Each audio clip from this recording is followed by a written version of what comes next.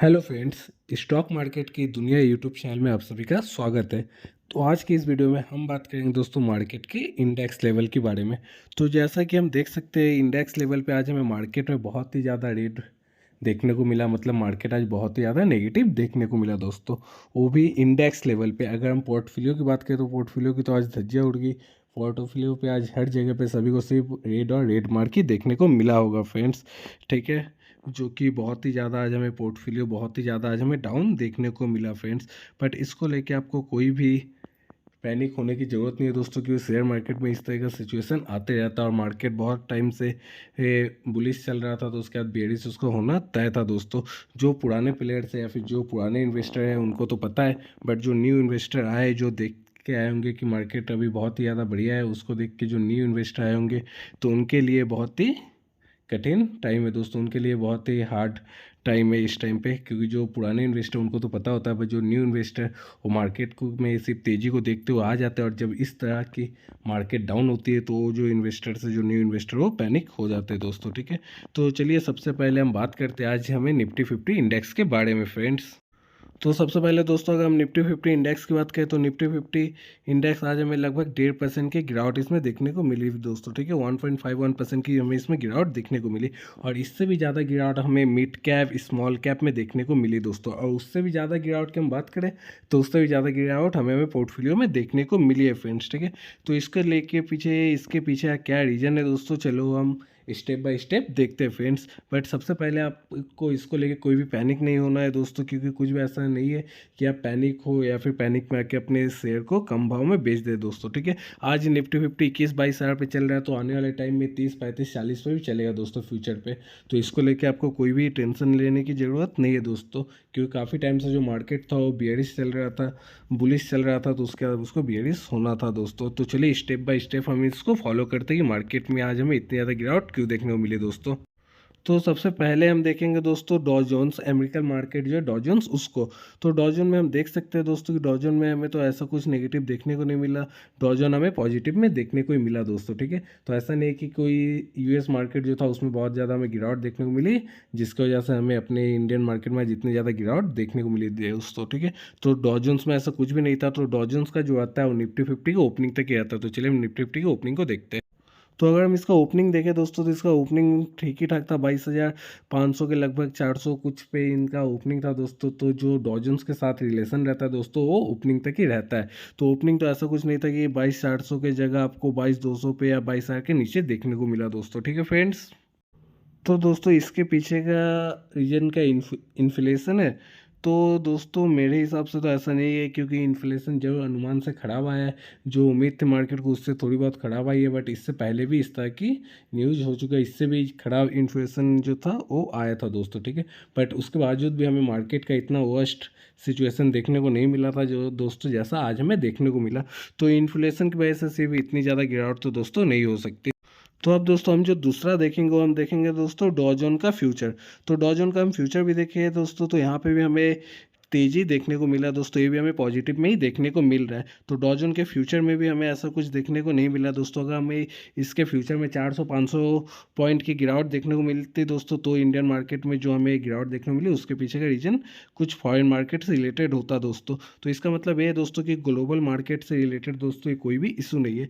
तो ये तो हो गया अमेरिकन मार्केट के बारे में। चलिए अब हम कुछ यूरोपियन मार्केट के इंडेक्स को देखते हैं फ्रेंड्स। तो अगर हम यूरोपियन मार्केट की भी जो मेन मेन इंडेक्स है दोस्तों उसके बारे में हम बात करें तो हम यहाँ पे देख सकते हैं ज़्यादातर इंडेक्स हमें जो है ग्रीन साइन पे दोस्तों दिख रहा है, ठीक है दोस्तों। मतलब यूरोपियन मार्केट में भी ऐसा हमें कुछ देखने को नहीं मिला फ्रेंड्स, ठीक है। तो इसका मतलब दोस्तों ये है कि कोई भी ग्लोबल इशू की वजह से नहीं हुआ है। इसका जो भी प्रॉब्लम है वो दोस्तों इंटरनल प्रॉब्लम है। मतलब इसका रिटर्न का नेगेटिव होने का, मार्केट का इतना ज़्यादा क्रैश होने का जो भी रीज़न है दोस्तों वो तो इंटरनल रीज़न है। क्योंकि हमें बाकी सारे, चाहे हम अमेरिकन मार्केट की बात करें या फिर यूरोपियन मार्केट की बात करें दोस्तों, वहाँ पे हमें ऐसा कुछ भी देखने को नहीं मिला क्रैश, जैसा कि हमें इंडियन मार्केट में देखने को मिला दोस्तों, ठीक है। तो इससे ये पता चलता है कि इसके पीछे का कोई भी ग्लोबल रीजन नहीं है दोस्तों, जो भी रीजन है वो इंटरनल है, ठीक है फ्रेंड्स। तो चलिए अब हम आगे देखते हैं। तो फ्रेंड्स जब कोई ग्लोबल इशू नहीं है, जब कोई इंटरनल प्रॉब्लम है, तो इसके पीछे का एक रीज़न ये हो सकता है जो बड़े प्लेयर्स है, जो बड़े कंपनीज है, उनके जो लीडर या फिर जो बड़ी कंपनीज है उसमें अगर बहुत ज़्यादा गिरावट देख होती है तो हमें इस तरह का क्रैश देखने को मिलता है। तो चलिए सबसे पहले हम बात करते हैं निफ्टी 50 के जो बैंक है उसकी हैबिट से HDFC बैंक में दोस्तों। तो अगर हम HDFC बैंक की बात करें तो HDFC बैंक में हमें आज ऐसा कुछ भी देखने को नहीं मिला। उल्टा HDFC बैंक जो हमें 0.01% की दोस्तों इसमें हमें पॉजिटिव देखने को मिली। तो दोस्तों HDFC बैंक की तरफ से हमें ऐसा कोई भी प्रेशर देखने को नहीं मिला। तो चलिए अब हम देखते हैं बैंक निफ्टी को फ्रेंड्स। तो बैंक निफ्टी की बात करें दोस्तों तो बैंक निफ्टी हमें 0.64% की हमें इसमें दोस्तों गिरावट देखने को मिली। ठीक है फ्रेंड, 0.64% की हमें बैंक निफ्टी की गिरावट देखने को मिली, जो कि अगर हम निफ्टी 50 से बात करें तो जो 1.5% की जगह अगर हम बात करें निफ्टी 50 में अगर 1.5% की गिरावट होती है तो उस हिसाब से निफ्टी बैंक में तो ऑलमोस्ट 2%, 1.5% की 2.5% की गिरावट इसमें भी होनी चाहिए दोस्तों। तो उसके वो नहीं हो के हमें निफ्टी बैंक में हमें उतनी ज़्यादा गिरावट देखने को नहीं मिली दोस्तों। ठीक है, मतलब निफ्टी बैंक हमें उतना ज़्यादा गिरावट देखने को मिला जितना हमें निफ्टी 50 में देखने को मिला, और इसके बावजूद भी हमें निफ्टी 50 में हमें लगभग 1.5% की गिरावट देखने को मिली दोस्तों। तो अगर इस शेयर में भी अगर हमें बहुत ज़्यादा गिरावट देखने को मिलती तो हमको फिर निफ्टी 50 में ऑलमोस्ट हमें 2-2.5% की गिरावट तो दोस्तों हो ही जाती, क्योंकि इन शेयर के बावजूद भी हमें निफ्टी 50 में आज इतनी ज़्यादा हमें गिरावट देखने को मिली दोस्तों। ठीक है, तो निफ्टी 50 में तो ऐसी निफ्टी बैंक में ऐसी कोई भी गिरावट उतनी ज़्यादा नहीं हुई दोस्तों। तो चलिए अब हम जो दूसरे बड़े सेक्टर है, जो दूसरी बड़ी इंडेक्स है निफ्टी फाइनेंशियल सर्विस, उसको देखते हैं फ्रेंड्स। तो अगर हम निफ्टी फाइनेंशियल सर्विस की बात करें दोस्तों तो निफ्टी फाइनेंशियल सर्विस में भी हमें 0.67% की गिरावट देखने को मिली है दोस्तों। तो निफ्टी फाइनेंशियल सर्विस की जो हैबिट्स है रिलायंस इंडस्ट्रीज से, उसको अब हम देखते हैं। तो रिलायंस इंडस्ट्रीज़ की बात करें दोस्तों तो रिलायंस इंडस्ट्री में हमें 2.63% की गिरावट देखने को मिली फ्रेंड्स। ठीक है, इसमें हमें 2.63% की गिरावट देखने को मिली ये फ्रेंड्स। और इसके अगर हम शेयर चार्ट की बात करें तो जिस तरह से हमने आज निफ्टी 50 में देखा डाउन एंड डाउन, उसी तरह से हमें दोस्तों इसका शेयर भी आज हमें रिलायंस इंडस्ट्री का देखने को मिल रहा है फ्रेंड्स। तो रिलायंस इंडस्ट्री में आज हमें निफ्टी 50 इंडेक्स की तरह ही गिरावट देखने को मिली दोस्तों। ठीक है, तो अब चलिए रिलायंस इंडस्ट्रीज़ के बाद फाइनेंस सेक्टर से जुड़ी कंपनीज को देखते हैं। जो फाइनेंस सेक्टर की जो बड़ी कंपनी है उनके बारे में हम देखते हैं फ्रेंड्स।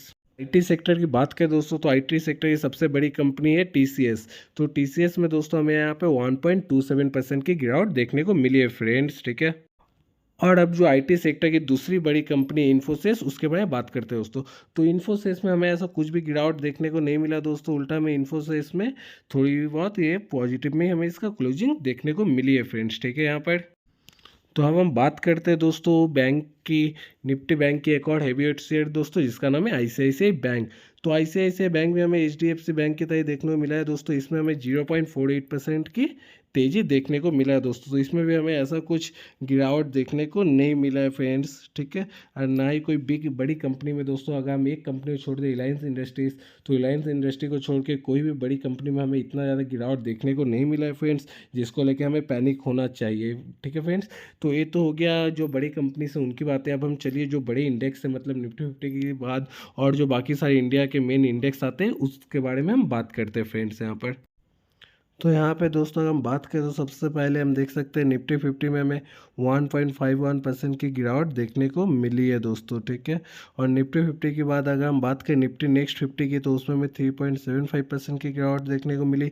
निफ्टी 100 की बात करें तो उसमें हमें 1.93% की गिरावट दोस्तों देखने को मिली।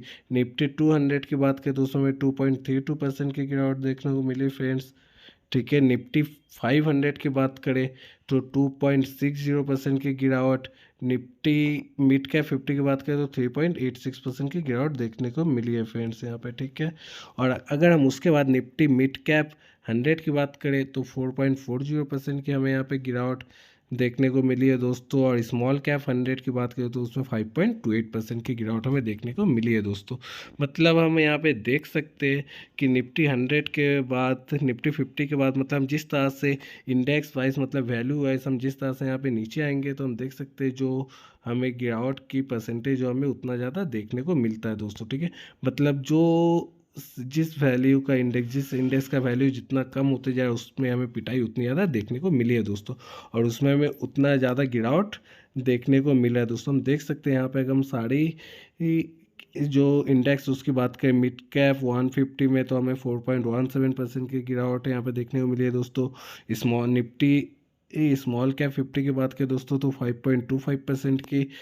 तो इस तरह से दोस्तों जितने सारे इंडेक्स हमें सारी इंडेक्स में आज हमें बहुत ही ज़्यादा दोस्तों गिरावट देखने को मिला है दोस्तों, ठीक है। तो इसके पीछे का रीज़न क्या है दोस्तों, तो इसके पीछे का रीज़न क्या है आइए हम उसको देखते हैं। तो यहाँ पे हम देख सकते हैं दोस्तों सेबी के चीफ की सेबी के जो चीफ है उनके तरफ से एक जो स्टेटमेंट आया दोस्तों, ठीक है। उस स्टेटमेंट के बाद से ही हमें मार्केट में इतनी ज़्यादा गिरावट देखने को मिली है दोस्तों। तो उनके द्वारा क्या स्टेटमेंट आया है दोस्तों, उनके द्वारा ये स्टेटमेंट आया कि जो स्मॉल एंड मिड कैप है दोस्तों उसके जो वैल्यूएशन है उसमें कुछ गड़बड़ी इनको लग रही है दोस्तों, ठीक है। तो सेबी द्वारा ऐसे तो कोई रिस्ट्रिक्शन नहीं लगाया गया है, बट उनके तरफ से कंसर्न रीच किया गया है कि जो स्मॉल कैप है और जो मिड कैप है उनकी जो स्टॉक की जो वैल्यू हो वो ज़्यादा है दोस्तों, या फिर जिस तरह से बढ़ी है वो मार्केट में बहुत ही ज़्यादा उनके वैल्यूएशन में कुछ दिक्कत है, कुछ प्रॉब्लम है, ऐसा दोस्तों सेबी के जो चीफ है उनको लग रहा है, ठीक है। तो सेबी की तरफ से जो बयान आया है दोस्तों उसके बाद से हमें मिड कैप स्मॉल कैप या फिर हम जितने भी सेक्टर्स की बात करें उनमें हमें इतना ज़्यादा गिरावट देखने को मिला है दोस्तों, ठीक है। तो इसको लेके सेबी ने जो ऐसा कुछ रजिस्ट्रिकेशन नहीं लगाया है तो आपको इसको लेके कुछ पैनिक होने की नीड नहीं है दोस्तों। मार्केट जब अप जाता है तब आप बहुत ज़्यादा खुश होते हो, तो उस तरह से मार्केट का डाउन होना भी तय है दोस्तों। तो ये शेयर मार्केट में अप एंड डाउन चलता रहेगा, तो आपको इसको लेके ऐसा कुछ पैनिक होने की नीड नहीं है फ्रेंड्स यहाँ पर।